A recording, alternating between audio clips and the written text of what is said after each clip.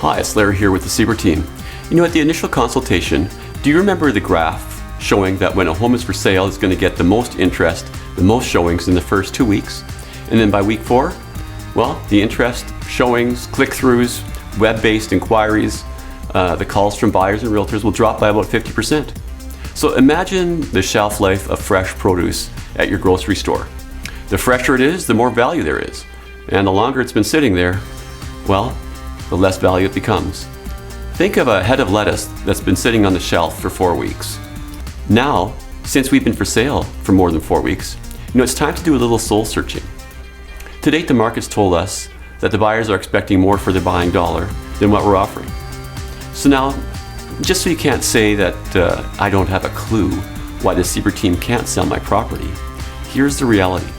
After reviewing all the buyers and realtors' feedback, competitive properties for sale and competitive properties that have sold, and reviewing the 3 pricing options that we discussed at the very beginning, the basic diagnosis indicates that the property is listed about halfway.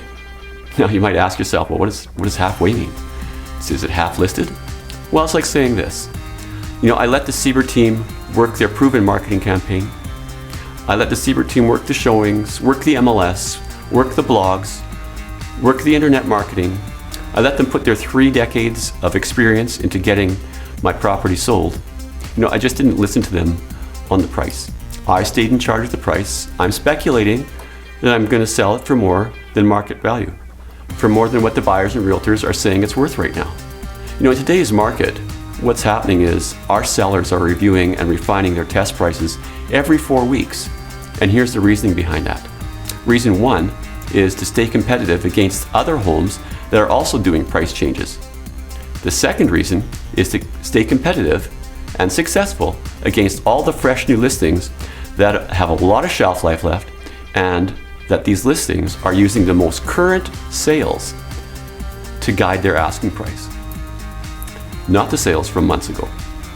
So what's the next step? I'm glad you asked. There's 3 ways to increase activity and get a property sold. One is to review the feedback from buyers and realtors, and then refine the test price and or maybe change things about the property condition according to the comments.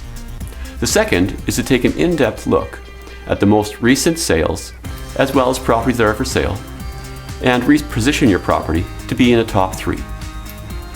The third is to maybe make some substantial improvements. We're talking about making it more competitive. So if properties in our current price range have, say, granite counters and hardwood floors and fresh paint and cabinets, and we don't, well, these are things that we might need to consider if there's no price adjustment being made.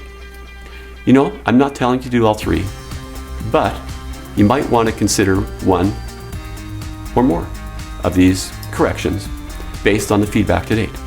Here's the good news. The good news is that everybody that's followed our coaching, the sellers that have done the steps to take, well, we get them sold. And the 5% that continue to stay right where they are, well, the selling process itself gets a little stressful, frustrating, and difficult. In the end, they don't sell. So many clients find it beneficial to connect monthly and review the current market, giving them enough information to make some wise decisions. So if you're interested, let's get together. Give me a call at the office at 604-855